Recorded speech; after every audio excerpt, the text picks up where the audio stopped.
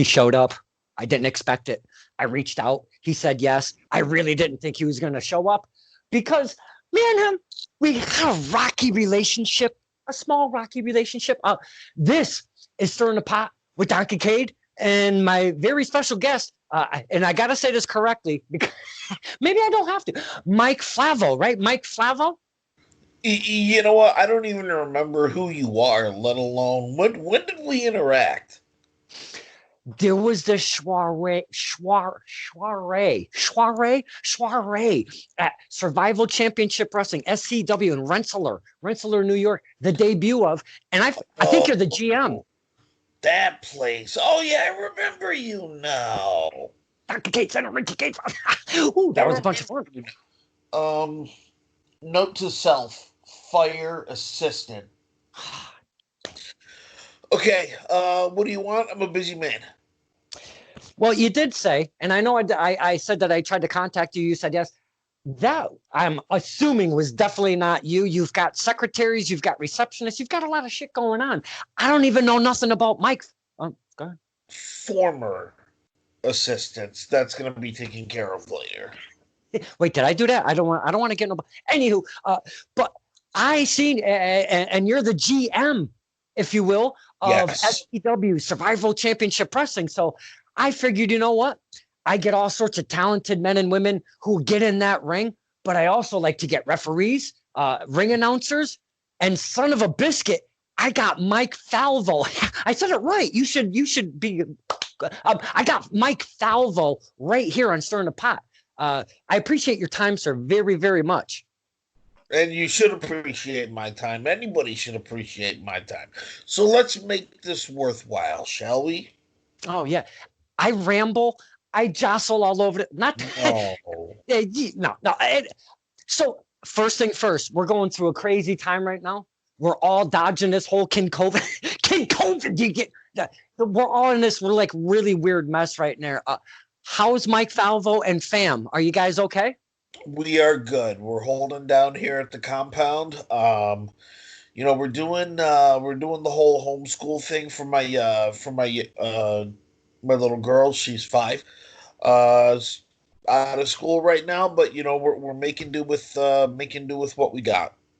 Same here. I have a 7-year-old nephew, and man, he thought it was going to be a joyride to get that Chromebook at his house and just get on a computer and play. And then he realized it's schoolwork. He's kind of half and half with it right now. But we're here to talk about Mr. Mike Falvo because I don't know a lick about you. And this is what we try to do. Me and yourself, we kind of hang out a little bit. I don't want to say as friends because you don't really like me much on our first meeting. We'll see how this tale ends out, and we'll figure that out later. I might be able to tolerate you by the end of the conversation. Okay. Hopefully you can give me more than 17 minutes because I don't know if you're going to be able to stomach me for that long. But what I like to do, we pull back the curtain of the entertainment of wrestling, if you will, and we get to kind of maybe open up a little bit and talk to the fans because this ain't for me. This is for all of us. This is to get to know you. And what I like to do is to introduce new people that never heard of you. Get on, the face page and stuff. Look up Mike Falvo, Falvo. I got to get that correct. Check him out. See what he's about. He's a multifaceted man, which I've come to find out because I did stalk your face. I followed your face page a little bit. And okay, I prefer stalking suits you better.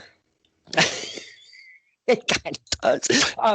So you have a position, Survival Championship Wrestling. Only had one show because they came out with a banger at their debut in Rensselaer, New York, and I've been waiting for that second coming. But between venues and dates and the Kenora and all of this thing going on, yes, we haven't been able to have that second show. What I'd like you to do, introduce yourself to the fans, your position. Obviously, we mentioned GM, but I'd like you to officially announce that. Your position, what you do, and all of that cool stuff for SCW.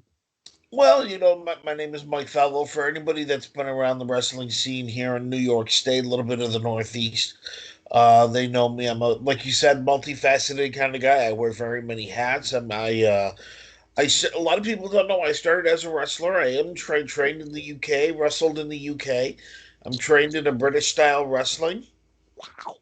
Yes. Trained in the British style wrestling. Served in the Air Force for 12 years. So I didn't really get a chance to have, I've been around the wrestling industry my entire life, whether it was fan, being involved in shows in one way or another. But the one thing that I did do that I thought was very smart on my end was when I was going through my training in the UK, not only did I learn the move sets and, learn psychology and everything that goes on, um, in the ring, I learned everything behind the scenes. I learned, putting a show together, what goes into that, what goes into that. Um, and now I'm using it to my benefit because I am now the general manager. I am the man that makes the magic happen at Survival Championship Wrestling. I work alongside, Drake and everybody else behind the scenes. We Mhm. all make sure that everything happens and everything happens for a reason. That SCW show, again, I have to reiterate debut because the fans came out in droves. That place was slamming, It first off. was. Second off, uh, starting from the beginning to the tail end of that event, I, as a fan, because I go to a lot of stuff, and I'm not saying I'm some connoisseur of any kind by any stretch of the imagination, but you guys gave us a ride, not just in the middle, maybe not in just the beginning or at the end as a main event. You guys, SCW, took us on our ride, the fans, from beginning to end. And that's what I love as a wrestling fan. Give me a story and some good characters with some good boys and girls in that ring doing their thing. And you've got me hooked. I cannot wait for the second one. Characters, storyline, all of that stuff, very driven. Is that something you've been always kind of into as you be coming up in wrestling?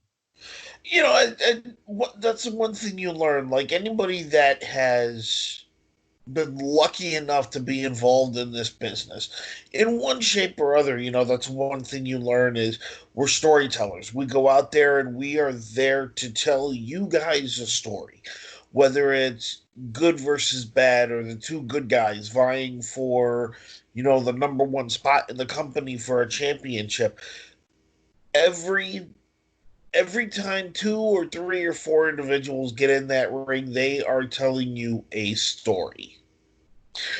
And everything that goes along with it, the psychology, the move sets and the facial expressions are all a part of that story.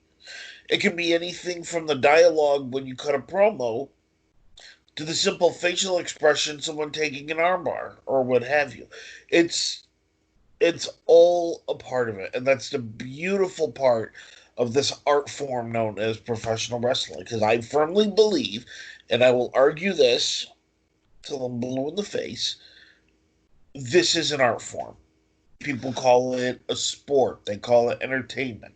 You will never hear me use those dreaded words that come out of a certain company in Connecticut. um, it's an art form, and I Mhm. definitely treat it that way. I absolutely agree 1.7 trillion percent, sir, because That's a lot of percents. it is a lot of percent, but I got to stress it a little bit, especially with Mike Falvo, because again, we got a very rocky relationship. And right there, that common denominator of, I actually call it an art form myself, while many others call it, like you said, sports or entertainment or whatever have you, or mix it together. I've always called it an art form ever since I was young. Not like when I first started watching wrestling because I didn't grasp it, but as I got wrestling, I've always, from that day that I got it, and I'll probably be like, I don't know, I'll probably say as young as probably 12 that I really got wrestling. Um, I absolutely enjoy it as an art form. So why shouldn't it be labeled as an art form? Because you're painting a picture, you're taking that empty canvas being the ring. Nobody's there with just a ring. Now everybody comes. That's part of the canvas. The ring announcer, he's a part of the canvas. The Mm-hmm. referee, the GM, and then the men and women get in there, and holy crap, that whole picture. I always say on this show specifically that It takes such a package to make just, never mind an event, just a single character in wrestling. It takes an amazing amount of package to make that happen. Could we agree on that as well? Oh, well, I agree with you 100%. And, I don't want to pull back the curtain too much, but, there's so much that goes into it. I mean, unfortunately, we're in a downtime, not just in professional wrestling, but life in general. Um, I've spoken to a lot of the guys and the girls from the back, and they're using this as an opportunity to. I hate to use the term fine tune, but Mm-hmm. they're using this as an opportunity as opposed to, oh, woe is me, and so on and so on. Mm-hmm. Um, and that's a good thing. That's one thing that I definitely like to see. That's one thing I definitely like to see. That's actually kind of funny that you say that right now, sir, because earlier at 5 p.m. I spoke to Jay Vera, the complete Jay Vera, and I'm not sure if you're familiar with him, but maybe you should if you do, you are familiar. Mhm. Oh, good, because he's a fantastic performer. But we were Mhm. talking about what it takes for a character and how, the effort. And you know what he's got? He's in a small New York City apartment, and I know they're pretty small in New York City, boy. He's got a weight bench. He's got a little setup on the side. Um, but it doesn't matter. It doesn't take much.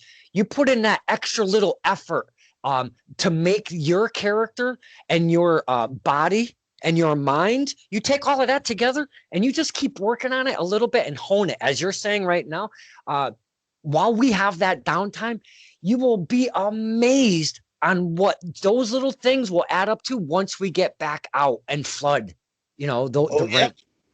I think once we get to a point, because I mean, let's really think about it. We're not going to be the same as we were before all of this happened. I honestly think everything has changed. Yes. How it's changed, we have yet to see. But when this is all said and done, I think you're going to see a resurgence in this business like we've never seen before. It's going to, because you're going to see just a flooding of shows. Yeah.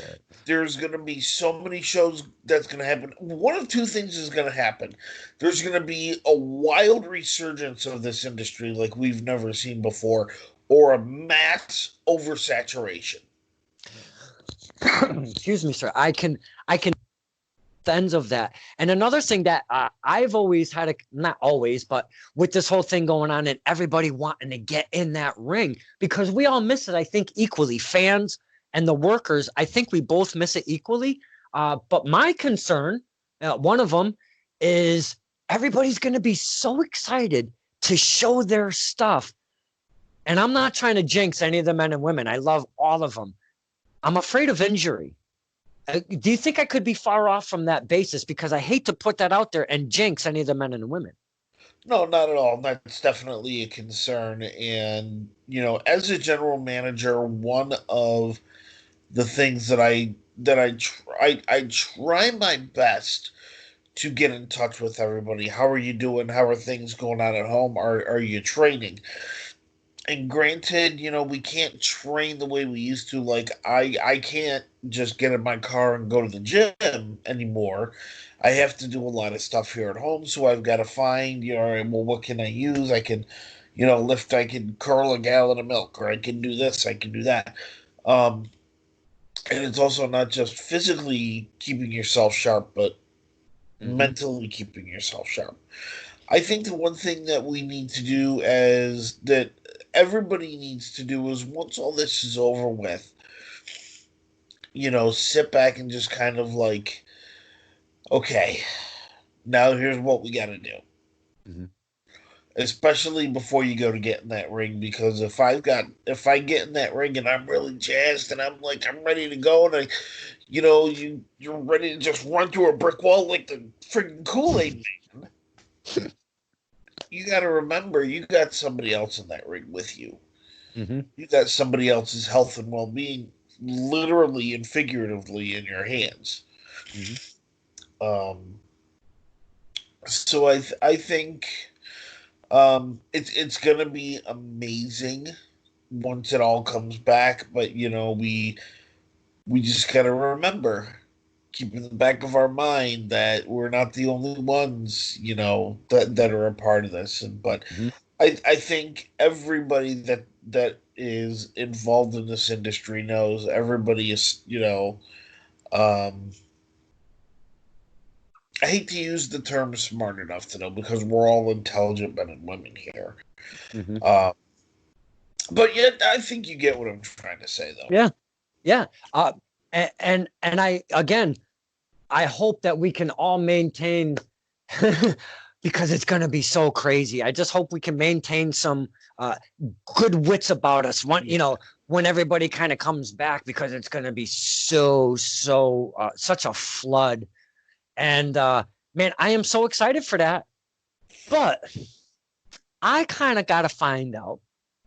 And I'm very curious because I don't ask this question much, but you particularly, I have to ask because we've never met ever, not one time. And I come up to Mr. Falvo and I go, hey, I kind of do this thing. I know we've never met, but I was just wondering if you might do a quick promo. He goes, what's it about? I go, well, basically, I'll announce myself. I'll say a couple words. You follow through. And he goes, I'm good with that. And I go, that's the kind of shit I like right there. Here I come. Kincaid here, son of a blah, blah, blah, blah, blah. I'm all up in his grill. He's like, what the F is this dude's issue? I yap off about some being on cocaine or whatever. We had a fantastic interaction. It only took 1 minute and 30 seconds. And son of a bitch, Mike Falvo, I'll remember you forever, no matter if I don't ever see you again, which I know I will. Those are those little moments in our industry, in our local scene specifically, that I will always keep in my mind. I love that thing. That promo, I've showed to so many people, and they're like, you are a fucking idiot, Kincaid. Well, there's a lot of, I mean, there's a small handful of people out there who remember me for a minute and a half for another reason, but I won't get into that. That's a little private. But that was a great interaction. That was a lot of fun. It was a lot of fun, and I'm glad we did that. And without that, though, that's kind of what makes that part of the package that I talk about. And I know that we all have to be, the men and women, not we. God, no, not this kid. The men and women have to be trained. They have to be smart. They got to do the whole thing that takes that to happen. But when there's an intermission and I, as a fan, get to interact with the GM and get a little steam out of them, because let's be honest, Mike Falvo is not there to make fans. He's there to make a stand. This is my company, or not my company, but I'm the GM. What I say is what goes. And I don't give a shit about the fans, because we booed the piss out of you and you kind of gave it right back. I love that little dance we do. Is that easy for Mr. Falvo to do? Did that always kind of just come out naturally? I'm not there to make friends. I'm not there to make friends. I'm there to make sure that a show runs, and that a show runs as perfectly as possible. I used to have an old saying when I started transitioning from the ring to the front office. I don't sign autographs, I sign contracts. And that's the truth. That is the truth. I'm not here to sign autographs, I'm here to sign contracts. I'm here to make matches happen. I'm not here to shake hands and take pictures. However, I have been known to sign an autograph or two. I have been known to take pictures. But it's like Haley's Comet once every 75 years. And I'm only 42 years old, so that has yet to happen. I'm going to have to try to get a drive-by selfie or something. No, we won't. Mr. Falvo, your character, something to behold, because very vocal, very strong. You're not a big giant guy like a wrestler. You're a businessman. You come in to be a businessman. You don't try to portray a wrestler or any of that. You come in with a focal point, and you portray that character very specifically and very well, might I add. Can I ask, is that very is that very far off from Mike Falvo? If that's even your real name, we don't even know what the hell your name is, but is that very far, that character, from who you really are? Because sometimes they say if you take yourself, amp it up, those are the best characters in wrestling. That's for me to know and you to find out. Oh, come on. This is why we talk. This is exactly why we talk. And the one thing that I love to do is keep people guessing. Damn. Well, I don't call it's like watching a TV show, okay? Mm-hmm. You go to the end of a TV show. Now, if I tell you what is going to happen on the next TV show, are you going to watch? Are you going to care anymore? So if I come out and say, oh, yeah, this is what I do for the rest of my life. This is what I do for my 9 to 5, you're not going to care about me anymore. Well, I do a little, because, I mean, you drew me right in, and you're not even a freaking wrestler. But still, it's a part of that package. The GM is a very big part, because ever since WWE kind of made that a thing, I love companies with a GM. As long as it's not some stupid ass laptop sitting on the side pretending to be a GM. Hey, was that you? Yes, you. Oh, still, no answers. I should have known better, because I know I'm no journalist at all. We all know that. But yeah, being a general manager in there, you get to do some cool things. You get to, like you said, you create the matches. You give us a ride. Now, I would love to oh my goodness. Oh, tender moment, very rare. How cute. Oh my God, that was beautiful. Go get mommy. I have to say, with our rocky relationship, Mr. Falvo, that was a precious moment. Again, just totally, one of those. That just blew everything I said out of the water. I have no credibility anymore. Hey, it's the child. We love the child. With that's what we do, man. You have to. You can't. Well, yeah, I guess you could, but you can't be a heel to the child all the time. No. The children, is that a factor when Mike Falvo comes out and you do your thing? Do they yell stuff at you as the other fans do and such? Do they become part of that whole GM experience? Oh, some of the stuff they yell is more offensive than what the adults yell. I'm not gonna lie. No, the kids make it fun. The kids make it fun. And a lot of it is because I remember being, and this is me, being myself for a minute, if you will. I remember being that age and being at my first WWF show at the Utica Auditorium. And I remember this like it was yesterday. The Red Rooster, Terry Taylor, wrestled Macho Man Randy Savage, Utica Auditorium, and I remember to this day walking around. We had gotten front row tickets somehow, and I was, doing the whole chicken thing and clucking like a chicken. And I remember Terry Taylor turning around and yelling at me, "Oh, who do you think you are, you little punk," and blah, blah, blah. And I'm still sitting there walking around like a chicken.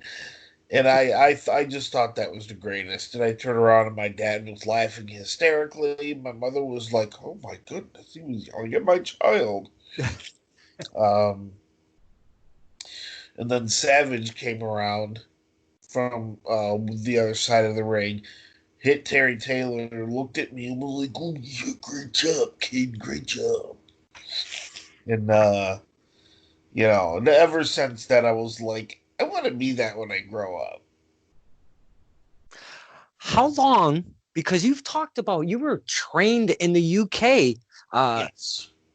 How long? If you did say, and I missed it, I apologize because I'm not that bright. But the differential between the United States wrestling and the UK wrestling, very different on a couple different spectrums. how long did you train for in the UK? And could you tell us, the fans, on the differentials? Because I am fascinated by the multiple, from crowd to crowd is different. Environments are different in different places. So could you give us some of that? Sure. I trained for 6.5 to 7 months before I had my first tryout match. And this wasn't for like some huge company in England where we were packing in 6,000 people. I mean, this was indie company. I trained in Enfield, North London, at the North London Martial Arts Academy. The place was not big enough to hold a ring, so we were training on karate dojo mats. Really? And if you've ever studied martial arts and you've been in a karate dojo, you know those are not built for professional effort taking, the constant bumps, if you will.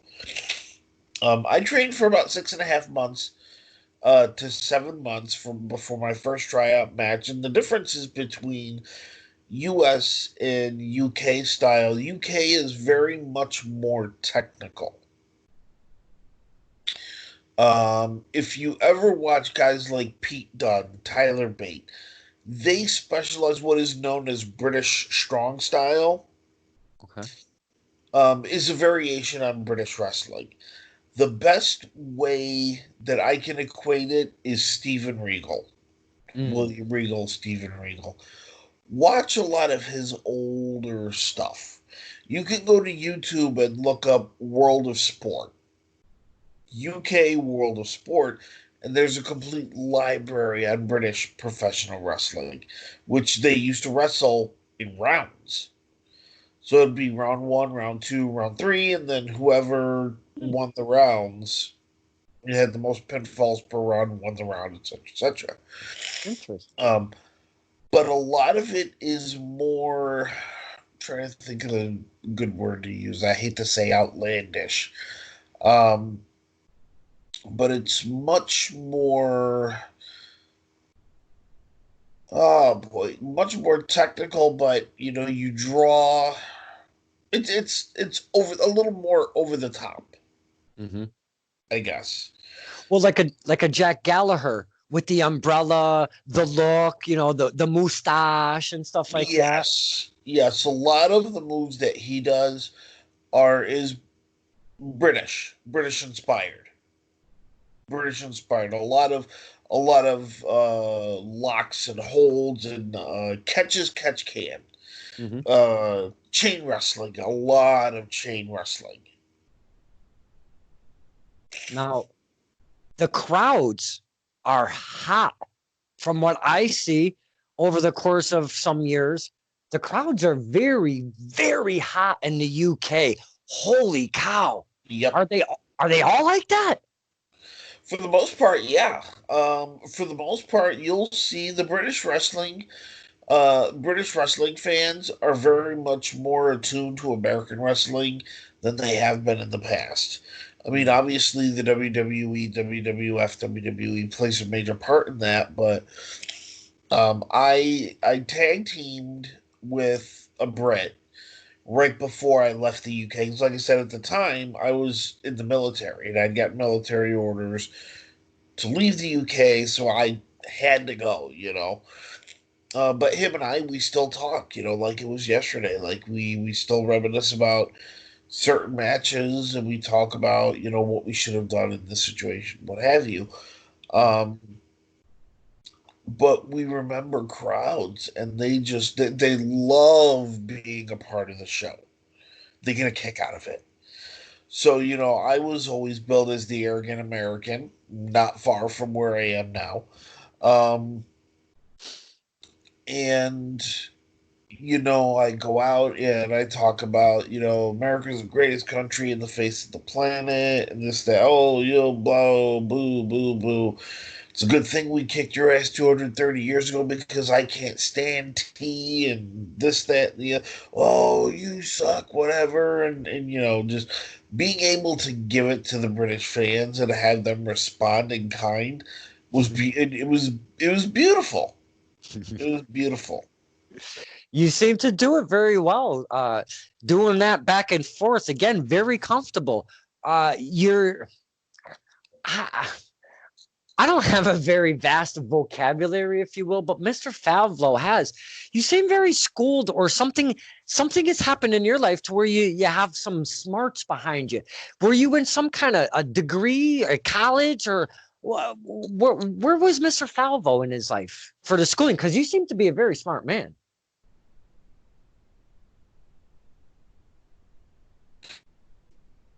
I like to consider. Was born and raised in Utica, New York, not far from where I am now. Right now, I live and work in Albany. Born and raised Utica, New York. Lived in upstate central New York my entire life. My senior year of high school, I left. I moved to Pittsburgh, Pennsylvania, where I graduated high school, which is an amazing city. Go Steelers, by the way.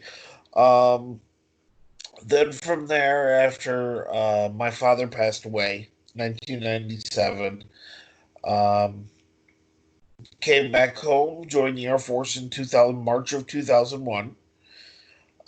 From there, I was in South Korea twice, England for 3.5 years, which is where I trained.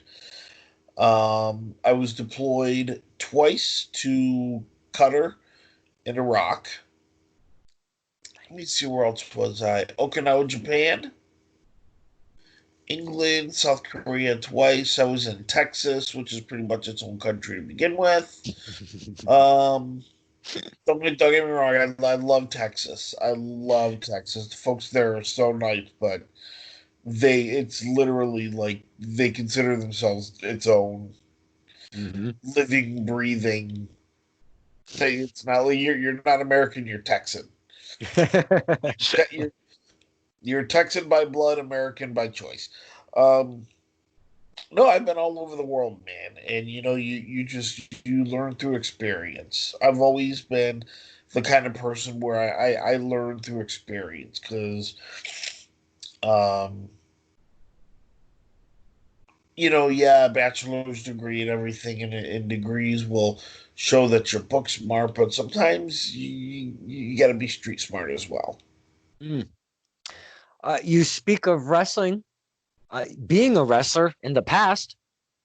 Is it anything you've ever thought of doing, of getting back in the ring for just shits and giggles or anything like that? I've never wrestled for shits and giggles. When I wrestled to hurt people. Whoa. Okay. Okay. Then let me rephrase that.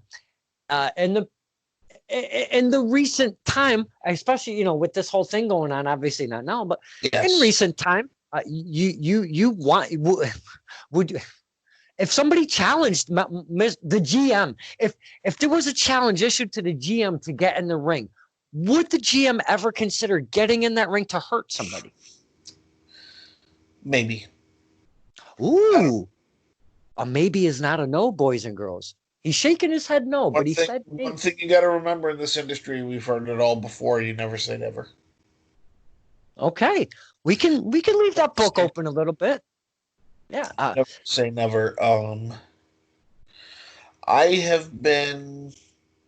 actually had one match since being back in New York, and it was with the Dynasty. Wait, the Dynasty being are we talking MLW, the Dynasty? No, no, no, no, no, no, no, no, no. There was a company here in upstate New York known as the Dynasty. Oh, okay, okay. Not that Dynasty. I got you. Not that Dynasty. Okay. And Now, anybody that has ever wrestled and has gotten away from wrestling, they know about it. It's called, you hear us talk about that itch. You get that itch, and every now and again, I see my boots. I still have my gear. It's still in my bag. huh? You never say never. All right. I'm kind of curious on what. You know what? Let's leave that a mystery, because we like you said, let's not open all the chapters. So, now you are not just like a GM at SCW, because you've got a lot of shit going on here and there. Could you share it to the fans, because I'm trying to get to know Mike Favlo, Favlo, and we're trying to introduce the fans as well to get to know you. What else do you got going on besides the wrestling gig, profession wise? Well, I have my 9 to 5 job, which I keep close to my chest, Okay, for a number of reasons. that's okay. Um, I have my regular 9 to 5 job. Let's just say I live and work in downtown. Well, I don't live in downtown Albany, but work in downtown Albany. I am a freelance ring announcer when I'm not doing professional wrestling. I announce mixed martial arts. If you've ever been to Cage Wars at the casino, Oh shit. I'm the goofball that stands in the center of the cage and announces all the fighters. Big shout out to my Cage Wars family. I cannot wait to get back in the cage for the fights. And if you've never been to Cage Wars, you definitely need to go see them. It's a hell of a night. Okay, Pause button. How do the Uh, fans get uh, to check out Cage Wars? Go to cagewarsny.com. Okay, that's simple enough. cagewarsny.com, or you go to YouTube. Look up Cage Wars. It's a lot of some of the best amateur mixed martial arts in the country. I'm not just going to Cool. say the Northeast. I will openly say in the country. Oh. And not only that, but you get to see my handsome, smiling face. Um, but I do that. I do a lot of basketball public address announcing. If you've ever been to an Albany Patroons game, that's me. Former public address announcer for the Albany Empire of the Arena Football League. This guy. And let me tell you, man, there is no better feeling than having 10,000 people in the Times Union Center right in the palm of your hand. It's a great feeling. But I do a lot of that, but I do a lot with my family. I try to keep involved with my family. As a matter of fact, I gotta duck out of here in a minute. So That's quite all right. Now, being using your voice as a tool, as your money maker, if you will, you don't sound very well right now. You're kind of under this the is weather. the money maker, Oh, that's the money. This is not the money. which is why I'm broke. uh, Feeling under the weather for a ring announcer has to be like the very worst thing. When you feel a little bit sick, you've got to say, "Oh shit." Well, no, it's like I was on Facebook a little while ago before we came on. I was having a quick something to eat, and I could feel my sinuses just start filling up. Like I feel good. I feel great. I don't feel sick or anything. Right. But it's just like my sinuses, for whatever reason, was like, all right, let's fill her up, boys. Here we go. And now here I am. But no, it's like, and any ring announcer will tell you, there's a lot of great ring announcers in the independent scene. Obviously, Mark Adam Haggerty is the benchmark. No question about that. I love Mark to death. A lot of people are like, "Oh, is there a rivalry? No, there's never been a rivalry between Mark and I. I love Mark to death, and there's a lot of young up and comers that I've been keeping my eye on. But yeah, staying healthy, keeping your throat and your voice box and everything else. This is our this is our instrument, if you will. Mm-hmm. So keeping it up to standard is the way to go. Now, you spoke that you're a ring announcer for Cage Wars, MMA, mixed martial arts. Yes. I'm a big MMA fan myself. Now, I would love to get somebody's perspective about what the hell's going on right now, because WWE has obviously got this ball rolling with no fans. They've been doing it for a few weeks now. Obviously did WrestleMania, very big giant stage, and a little stage at the same time, which was kind of weird. But now you've got Dana White. He is just like, I am having events no matter who the hell says what. I will bring it where the F I want. I'm going to make it happen. Please, sir, I am so confused what's going on right now. Could I have some of your perspective on that? It's, a lot of it is, it's money. Really, not only that, these guys want to compete, and I'm not taking that away from the fighters because I know a lot of them. I'm very good friends with a lot of them, and they are some of the hardest working people I know in my life. The way they train, the way they mentally prepare themselves, and then to have it taken away from them, it's heart wrenching to see because now they're just kind of like, okay, now what? Um, but somebody the level of Dana White, you have to remember he spends millions on a single event, to hopefully bring back that money on the gate and whatever. So he wants to create, this spectacle, if you will. So that's why he's like, oh, I'm gonna buy an island and it's gonna be like Mortal Kombat and Fist of Fury or whatever that Bruce Lee movie is. God, what was it? You know the one I'm talking about. Oh, the blood sport thing with the Kumite and all of that cool stuff. Yeah, it had Bruce Lee in it. Oh well, either way. Oh, oh no, we're on two different wavelengths. Yeah. um, but ultimately, it's Dana White wanting to put on the best show he can, but I don't know where the hell the whole buying island gimmick came from. I'm sitting there thinking to myself, you know what? You want to do it?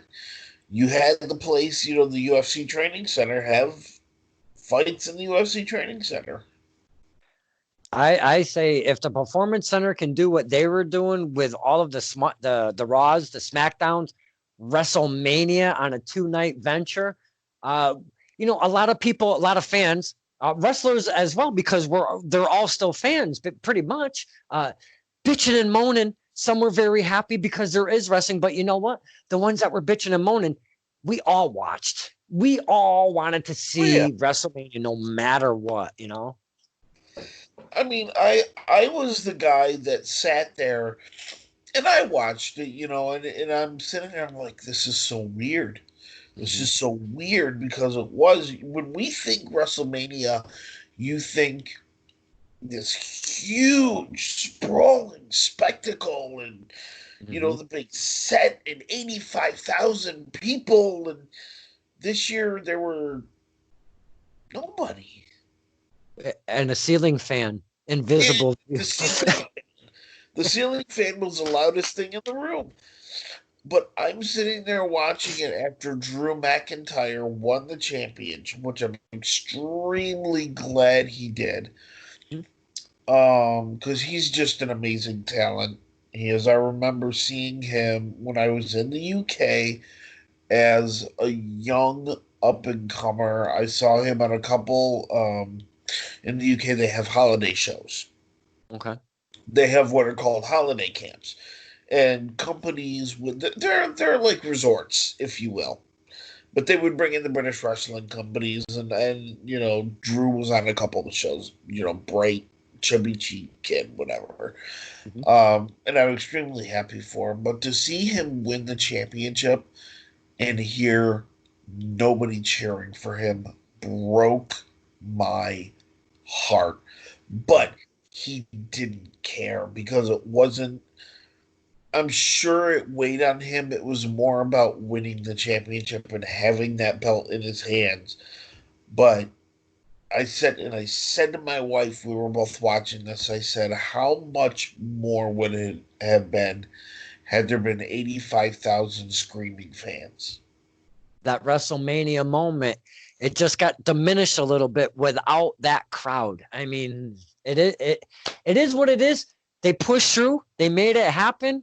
And again, we all watched because we love wrestling, so we had to find out what the hell was going to go on, Exactly. Mr. Falvo, I did not expect this. We are at almost just about 45 minutes. I am so surprised you stomached me again for even like that 17-minute mark that I mentioned earlier. Pepto. In all honesty, you've actually been kind of a pleasure, which was a very that's not what I envisioned by the earlier because under the weather. Well, thanks for the sickness to hooking up the Kincaid a little bit to bring the Falvo down a bit.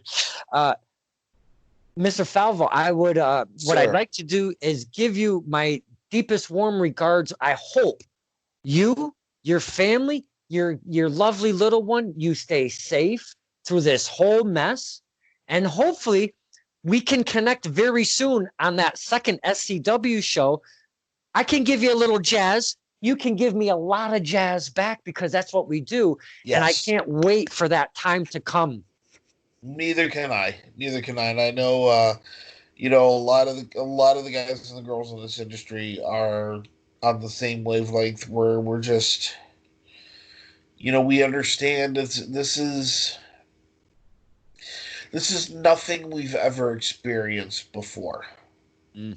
and we just got to ride it through. I mean, you know, people can complain and they can do whatever they want, but you got to ride it through. We'll come out the other end. And I said this in another podcast. You know what, guys? We'll be okay. We're gonna come out of this the other end. We'll be fine. We're gonna come out. We're gonna come out bigger. We're gonna come out better. We're gonna come out guns blazing, fires cracking. Everything is gonna be, you know, everything is gonna be all right. That's what we do. We push forward. We try to jump those hurdles and make shit happen because I can't wait for that magic to come back a flying around, man, because I miss me some wrestling. Yep. And Mr. Falvo, Sir. this time for me, I have to say it was a little special because I thought you were going to just bark at me for the entire time you were here and you were open and you were sharing. And I really appreciate that. Not a problem, man. You and the family stay safe. My warmest regards to you as well. I appreciate that, my friend. This Stirring the Pot with Don Kincaid and my very special guest, a little twisty turny thing there he did to me and us as a unit here. My very special, hey, no titty twisters. My very special guest, Mike Falvo. Thank you, sir. You're welcome. Take care.